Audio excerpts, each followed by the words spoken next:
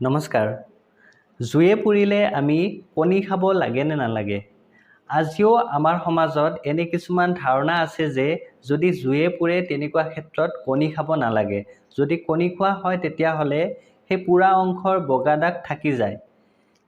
কিন্তু আচলতে ইয়াৰ কোনো ধৰণৰ বৈজ্ঞানিক ভিত্তি নাই।